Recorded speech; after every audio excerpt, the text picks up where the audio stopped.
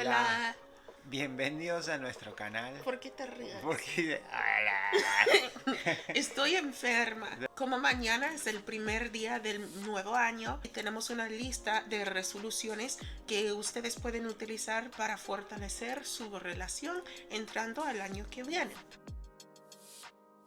La primera es estar dispuesto a ser vulnerable. Tienes que estar dispuesto a bajar un poquito, ¿no? Por decirlo así, la guardia para poder tener más conexión con la persona. No puede estar siempre a la defensiva porque si no, no va a No funcionar. funciona. Así que No.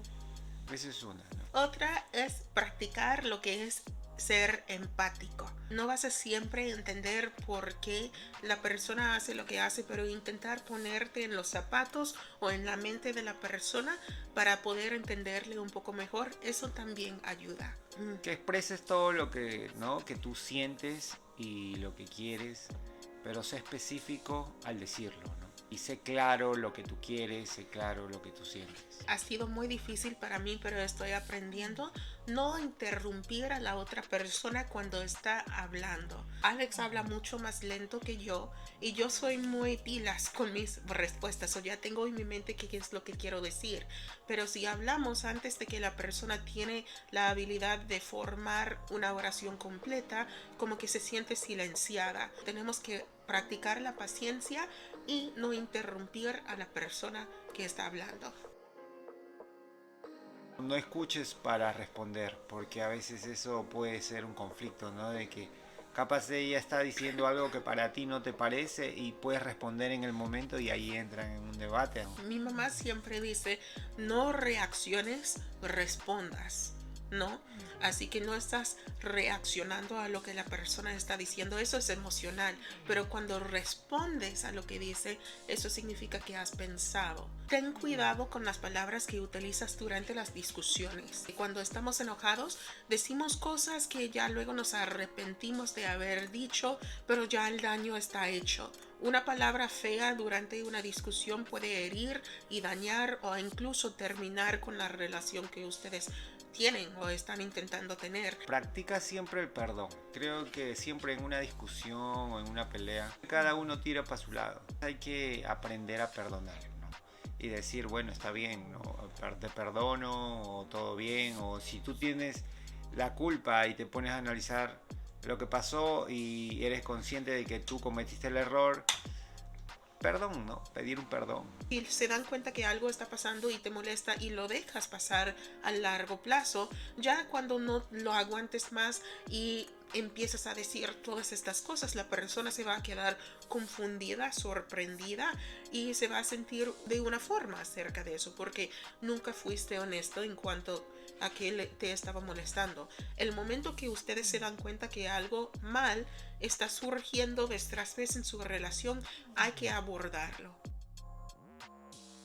Se puede poner a hablar de los objetivos, ¿no? que pueden tener para el próximo año y estar los dos en la misma página, ¿no? Y es bueno que ustedes reevalúen cuáles son sus metas también, porque pueden cambiar. Y si ustedes tienen diferentes metas que les van a llevar en diferentes trayectos, es importante saber eso. También sería bueno hacer una lista de deseos, ¿no? para el próximo año juntos y poner en esa lista todo lo que quisieran para el próximo año, metas, objetivos y cosas que pueden ayudar para la mejoría de ambas personas y como pareja, ¿no? Jugar juntos, eso lo que quiero decir es que no sean serios todo el tiempo, o sea, buscan la manera de divertirse y hacer cosas. A veces cuando somos grandes se nos olvida que hay que tomar las cosas ligeramente de vez en cuando y jugar o bromear, cosas así. Lo hago con Alex y por eso ya no es tan serio todo el tiempo.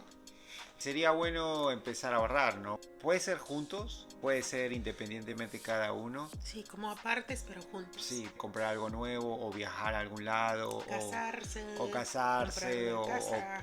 una cierta cantidad acordada y cada uno, ¿no? Cada mes poner esa cantidad. Una cosa que sabemos muy bien es que si esperamos que surge el momento, nunca va a surgir porque siempre vas a tener algo que hacer. Así que planifica mensualmente, semanalmente, como sea más conveniente para ustedes, pero que se aseguren de reservar tiempo para una fecha en cita regularmente. Demuestra amor a tu pareja con su lenguaje de amor.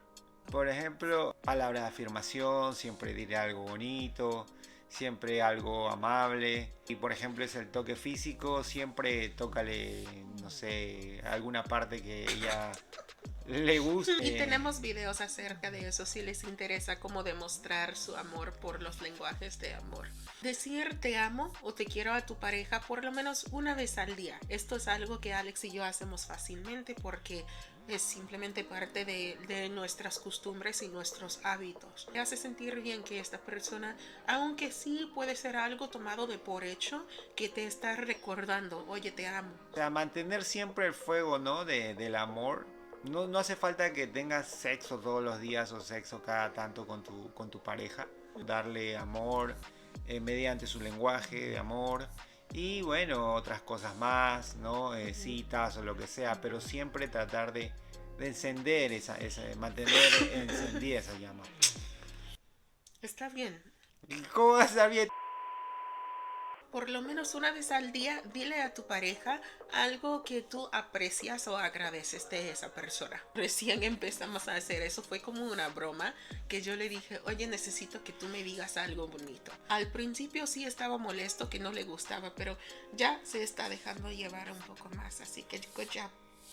Cada persona tiene un teléfono siempre a su lado, ¿no? Incluso cuando están en el mismo sitio, en la misma casa, en el mismo cuarto, donde sea.